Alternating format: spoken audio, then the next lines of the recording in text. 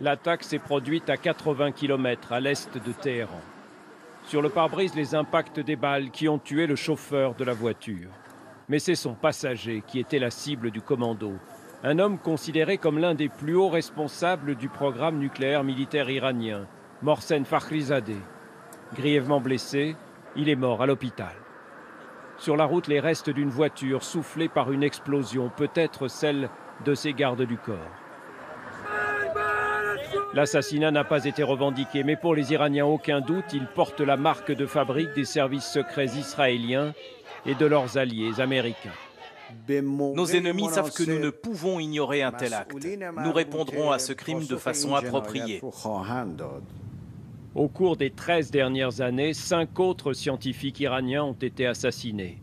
Tous travaillaient sur le programme nucléaire de la République islamique. Mohsen Fakhrizadeh est le dernier sur la liste, il se savait menacé.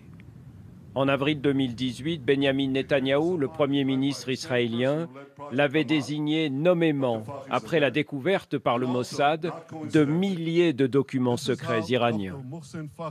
Souvenez-vous de ce nom, Fakhrizadeh.